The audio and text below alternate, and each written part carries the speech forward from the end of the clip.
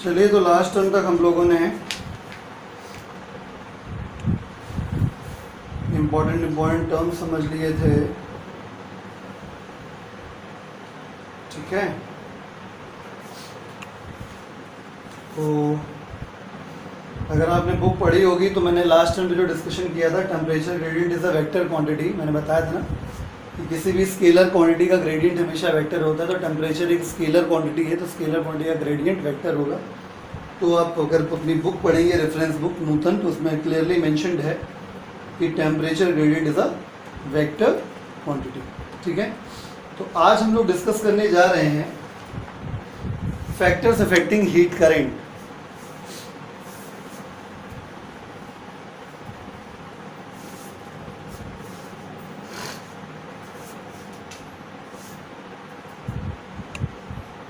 Factors affecting heat current, factors affecting heat current. मान लीजिए, consider the situation, हालात ये हैं कि एक मेटल रॉड है या कोई भी एक मेटल का पीस है, वो किस स्टेट में है, एट स्टेडी स्टेट पे है। तो उससे जो हीट करंट फ्लो करेगी वो H होगी। यहाँ पे हाई टेम्परेचर हो गया TH, यहाँ हो गया TL। दोनों के बीच का जो टेम्परेचर डिफरेंस हो जाएगा that will be delta T। जो लेंथ है वो डेल्टा L है। ठीक है, ये केवल L लिख लीजिए, कोई दिक्कत नहीं है। Length is L। ये बहुत पर्टिकुलर स्पेशल केस है कि हमें अपने सिलेबस में ये पढ़ना है कि जिस तरफ से हीट एंटर कर रही हो, ठीक है, और जिस सरफेस से हीट बाहर निकल रही हो, ठीक है, दोनों सरफेस का area of cross section same होना चाहिए। ये पर्टिकुलर केस लेके ही हमें चलना है, यही अपने सिलेबस में। ठीक है, तो मैं फिर से बताता हूँ। आज हम आपको बताने जा रहे हैं फैक्टर्स अफेक्टिंग हीट करंट, यानी हीट करंट जब स्टेडी स्टेट में, एट स्टेडी स्टेट लिख देते हैं साथ में। वैसे अंडरस्टूड है, इस पूरे चैप्टर में सब कुछ स्टेडी स्टेट के लिए ही पढ़ा गया है। तो factors affecting heat current eight steady state, steady state में मान लेते हैं कि एक मेटल रॉड है, इससे हीट करंट फ्लो कर रही है इधर से इधर, यानी 100% हीट इधर से एंटर हो रही होगी, उधर से निकल रही होगी। ये हाई टेम्परेचर हो गया, ये लो टेम्परेचर हो गया। दोनों सरफेस के बीच का जो टेम्परेचर डिफरेंस है उसे डेल्टा टी कहेंगे। उनके बीच का जो सेपरेशन है, मैं यहाँ पे सेपरेशन शब्द कह रहा हूँ, बहुत ध्यान दीजिएगा, यानी जिस सरफेस से हीट एंटर कर रही हो, जिस सरफेस से हीट बाहर निकल रही है, उन सरफेस के बीच का सेपरेशन L है। ठीक है, ये बात ध्यान रखिएगा, यानी L लेंथ नहीं होती, L होती है उन दो सरफेसेस के बीच का सेपरेशन, जहाँ से एक तरफ से हीट एंटर करती है, एक तरफ से बाहर निकलती है। ठीक है, इस पूरे सरफेस पे टेम्परेचर क्या रहेगा, सेम रहेगा, मतलब इतना ही टेम्परेचर रहता है। तो इसे आइसोथर्मल सरफेस कहेंगे, इसको भी आइसोथर्मल सरफेस कहेंगे। ये कोई अलग से बताने वाली चीज नहीं थी, लिखवाने वाली, इस वजह से मैंने आपको अलग से लिखवाया नहीं। बाय द वे, ठीक है, आपकी बुक में अलग से एक हेडिंग पड़ी हुई आइसोथर्मल सरफेस के लिए। तो आइसो मतलब एक जैसा, थर्मल मतलब टेम्परेचर, सरफेस मतलब सरफेस। ठीक है, यानी एक ऐसा सरफेस जिसके हर जगह पर टेम्परेचर सेम मिलता है, उसे आइसोथर्मल सरफेस कहते हैं। तो किसी भी कंडक्टर को अगर आप उसके लेंथ के परपेंडिकुलर काटेंगे, ठीक है, तो वो सरफेस आइसोथर्मल ही मिलेगा। मतलब अगर मैं एक सरफेस, एक क्रॉस सेक्शनल सरफेस ऐसे बना देता हूँ, तो माय डियर, एग्जांपल के लिए बना रहा हूँ, ये भी सरफेस क्या होगा, आइसोथर्मल सरफेस ही होगा। कोई भी सरफेस जो लेंथ के परपेंडिकुलर ड्रॉ किया जाए कंडक्टर में, ठीक है, यानी लेंथ के परपेंडिकुलर क्या, एक तरीके से आप ये कहिए कि जिस तरफ हीट फ्लो कर रही है उसके परपेंडिकुलर डायरेक्शन में अगर आप कट करेंगे, जिस तरफ हीट फ्लो कर रही है उसके परपेंडिकुलर डायरेक्शन में जो सरफेस आप बनाएंगे मटेरियल के अंदर, that surface will be known as isothermal surface. यानी उस सरफेस पर हर जगह जो होगा वो टेम्परेचर सेम होगा। खैर, जिस टॉपिक पे हम थे उस पे आ जाते हैं वापस। एरो थोड़ा सा टेढ़ा है, सीधा करते हैं अगर हो पाए तो।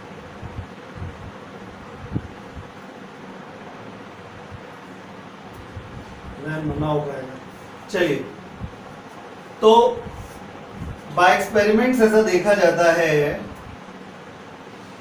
बाय एक्सपेरिमेंट्स ऐसा देखा जाता है कि जो हीट करंट होती है वो डायरेक्टली प्रोपोर्शनल होती है एरिया ऑफ क्रॉस सेक्शन की। मतलब जितना मोटा पाइप होगा, जितना ज़्यादा क्रॉस सेक्शनल एरिया होगा, उतना ही ज़्यादा हीट करंट फ्लो करेगा। Heat current is also directly proportional to temperature gradient, ठीक है। यानी कि टेम्परेचर ग्रेडियंट मतलब डेल्टा टी अपॉन एल, बता देना temperature gradient delta T upon L, ठीक है। ठीक है, तो इन दो बातों पे हीट करंट हमारी डिपेंड करती है। तो अगर हम दोनों को कंबाइन कर दें तो फ्रॉम फर्स्ट एंड सेकेंड क्या आ जाएगा, यहाँ पे लिख रहा हूँ, H is directly proportional to A delta T upon L, ठीक है। तो यहाँ पे जैसे साइन ऑफ प्रोपोर्शनलिटी हटाएंगे, इक्वल लगाने के बाद एक कांस्टेंट आता है K A delta T upon L, ये फॉर्मूला बन गया। फॉर्मूला तो बन गया, याद भी कर लीजिएगा। इसी K को कहते हैं coefficient of thermal conductivity, coefficient of thermal conductivity, ठीक है। मतलब ये मटेरियल, ये K जो आया है ये कांस्टेंट है, इसका नाम है कोफिशिएंट ऑफ थर्मल कंडक्टिविटी। जैसा कि मैं हमेशा पढ़ाता हूँ, आपको बता चुका हूँ, कभी भी साइन ऑफ प्रोपोर्शनलिटी हटाने के बाद इक्वल लगाने के बाद जो कांस्टेंट आता है वो कांस्टेंट फॉर्मूले में पहले से प्रेजेंट, बाकी सारी चीजों पे डिपेंड नहीं करता है। मतलब साइन ऑफ प्रोपोर्शनलिटी हटाने के बाद इक्वल लगाने के बाद K आया तो K उन सारी बातों पे डिपेंड नहीं करेगा जो ऑलरेडी फॉर्मूले में मौजूद थे। यानी K जो है तो it is independent of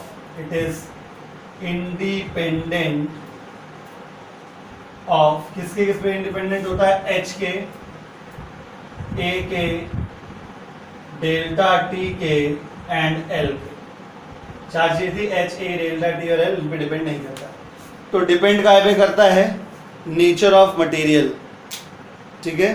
depend करता है नेचर ऑफ मटेरियल, मतलब मटेरियल गुड कंडक्टर है या बैड कंडक्टर है। मैं यहाँ समझाता हूँ।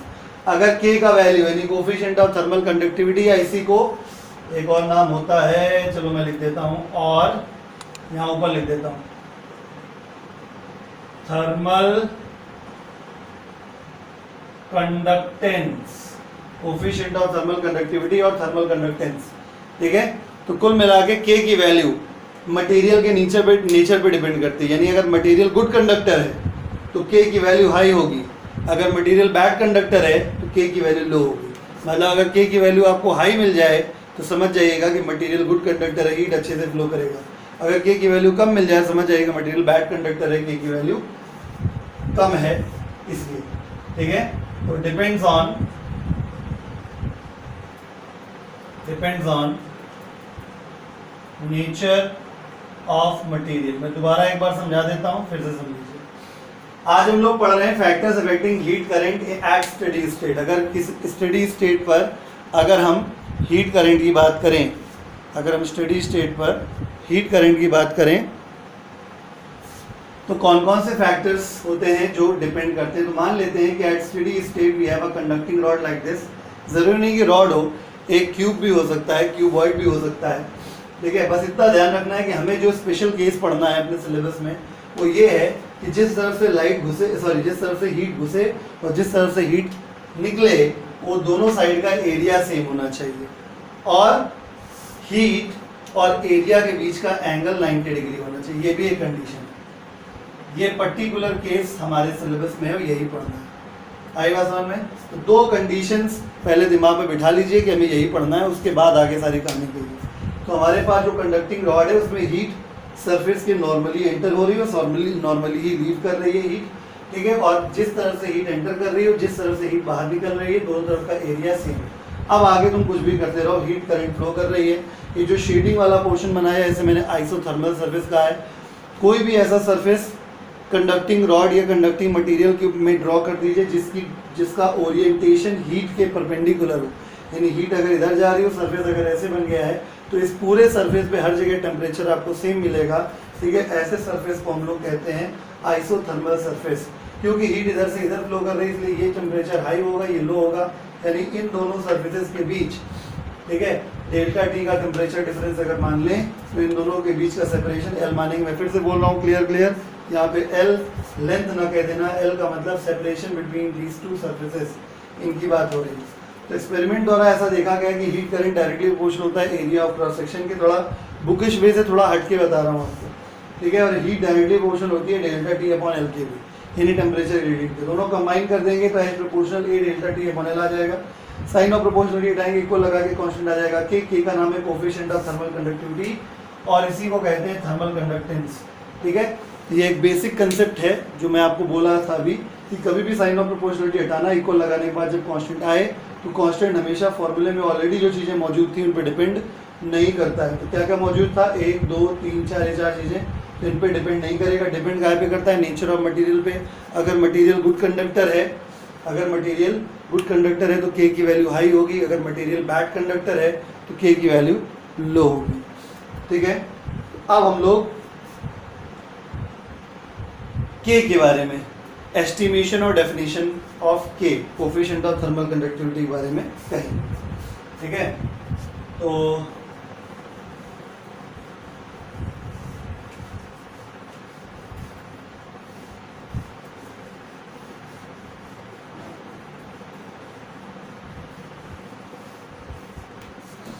देखिए, हेडिंग है एस्टिमेशन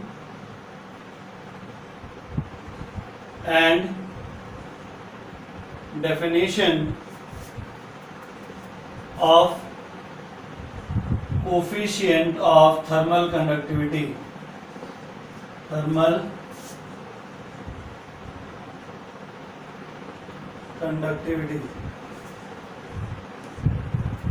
तो वी नो दैट, अभी अभी जो हमने देखा कि हीट करंट जो होता है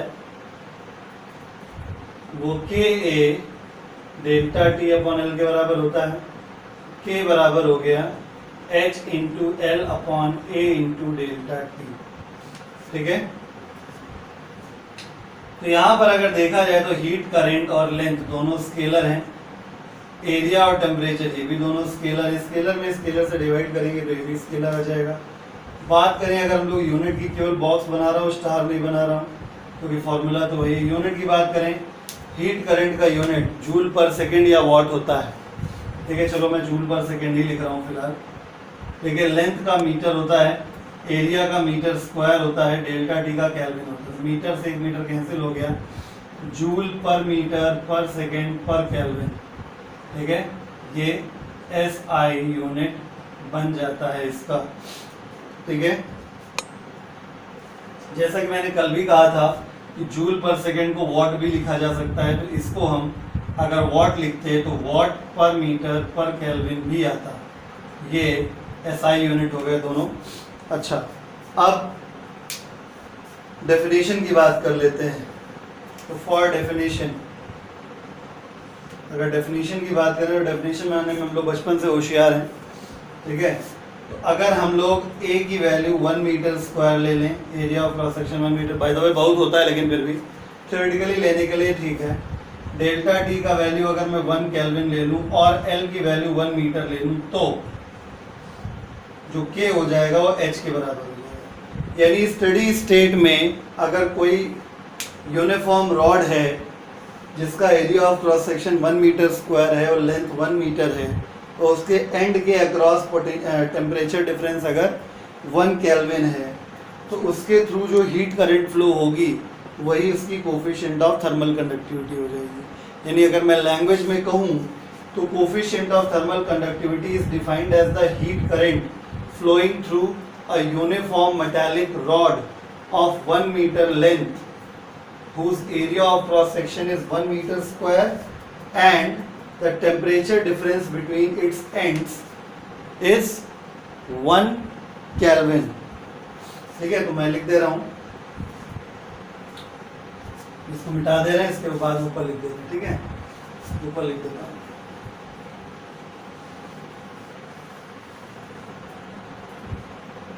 तो कोफिशिएंट, बहुत ध्यान से देखिएगा, coefficient of thermal conductivity of the material of a uniform metallic rod is the heat current flowing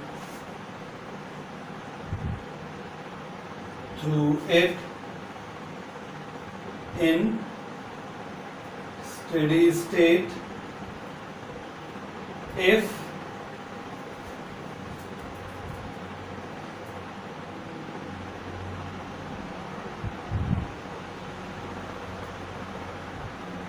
ऐसे लिखिए, uniform metallic rod of length 1 meter and area of cross section 1 meter square. Coefficient of thermal conductivity of material of a uniform metallic rod of length 1 meter and area of cross section 1 meter square is heat current flowing through it in steady state so that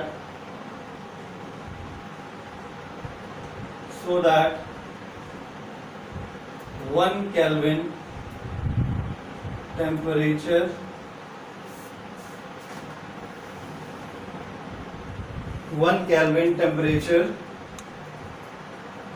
difference is maintained between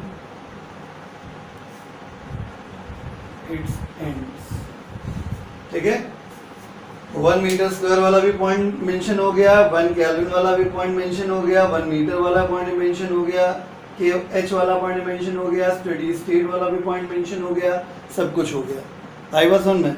तो steady state में uniform cross section वाली rod इसकी length 1 metre और area of cross section 1 metre square हो, ठीक है, अगर उसमें कुछ जो करंट फ्लो कर रही है, हीट करंट फ्लो कर रही है, वही उस रॉड के मटेरियल की थर्मल कंडक्टिविटी, ये बात ध्यान रखिएगा, thermal conductivity of the rod नहीं है, मटेरियल ऑफ द रॉड है, यानी थर्मल कंडक्टिविटी रॉड की कैरेक्टरिस्टिक नहीं है, रॉड जिस मटेरियल से बनी है उसकी कैरेक्टरिस्टिक है। यानी अगर आप डेफिनेशन गलती से लिखते हैं thermal conductivity of the metallic rod तो गलत हो जाएगा, आपको लिखना पड़ेगा thermal conductivity of the material of metallic rod, जैसे कि मैंने लिखा coefficient of thermal conductivity of the material of the uniform metallic rod. आई बात समझ में? ये हो गया। अब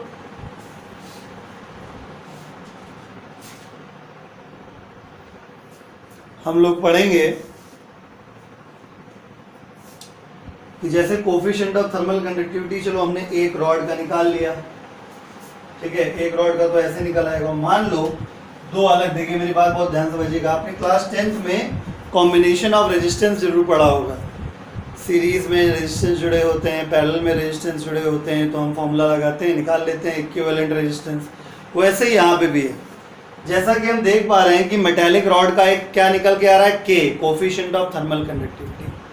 तो अगर दो अलग अलग मटेरियल की रॉड होंगी तो उनका दोनों का के अलग अलग होगा।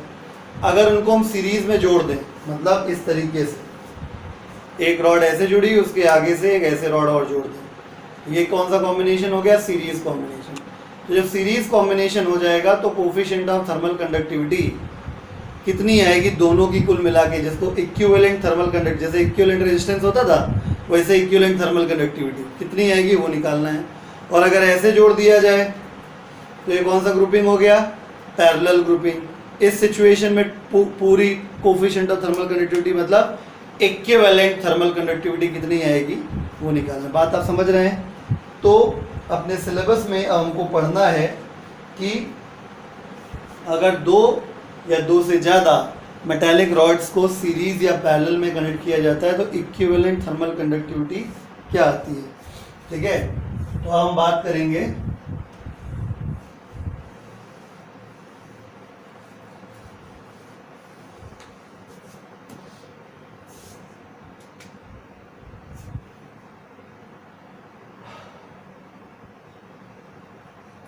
देखिए,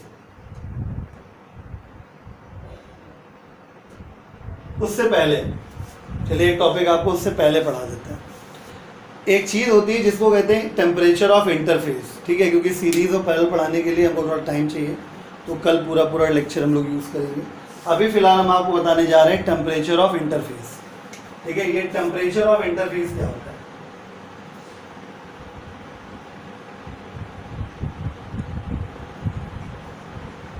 temperature of interface and its expression. Temperature of interface and its expression. Consider the situation, हालात समझिएगा। At steady state, steady state में क्या हो रहा है कि हमारे पास दो मेटालिक रॉड है सपोज,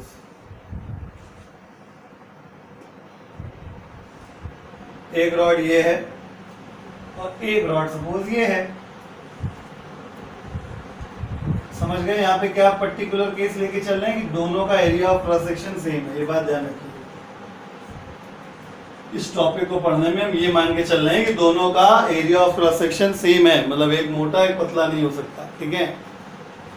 इसका टेम्परेचर T1 मान लेते हैं, इसका T0 मान लेते हैं, इसको T2 मान लेते हैं। यही है इंटरफेस, दोनों के बीच में जो जॉइंट है, दिस इज इंटरफेस। तो यहां पे T0 को कहा जाएगा temperature of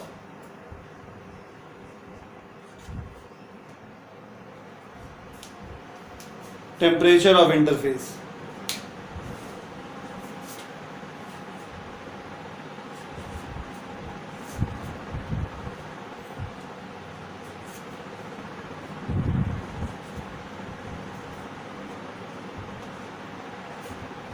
temperature of interface, ठीक है। तब इसका एक्सप्रेशन निकालना है। आपको एक बात बताते, बहुत ध्यान समझ लाइएगा, एक कंसेप्ट, ठीक है। फंडा क्या है? फंडा ये है कि इन स्टडी स्टेट,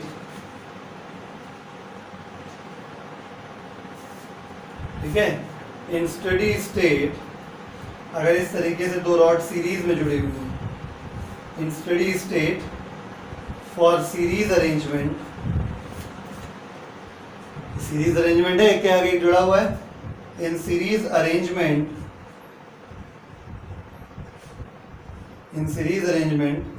जो हीट रहती है, H की वैल्यू जो रहती है वो कांस्टेंट रहती है। इस बात का ध्यान रखिए, तो आपका काम हो जाएगा, ठीक है। अरे बिल्कुल वैसी ही बात है जैसे सीरीज कॉम्बिनेशन में करंट सेम होती है हर रेजिस्टेंस के थ्रू, वही ये चीज यहाँ पे भी। इसके थ्रू जो H1 करंट होगी और इसके थ्रू अगर H2 है, तो क्योंकि ये सीरीज में जुड़ा हुआ है, मैं लिख रहा हूं बिकॉज, ऐसे लिख देता हूं, because it is a series arrangement,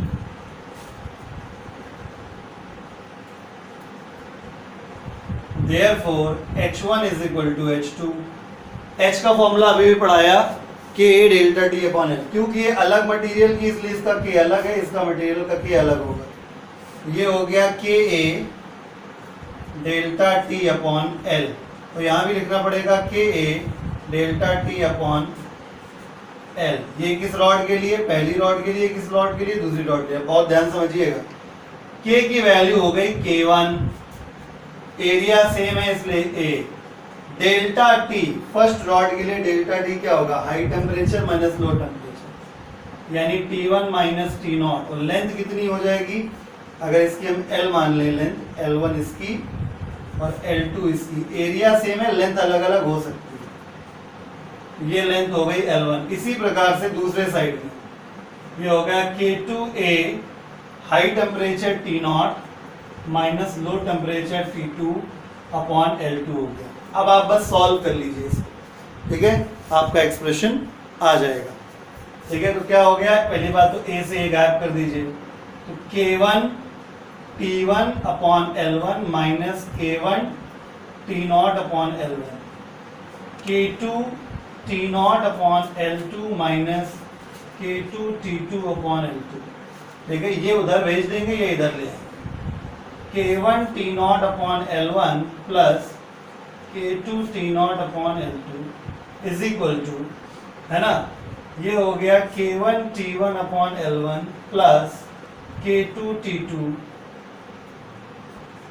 upon L2।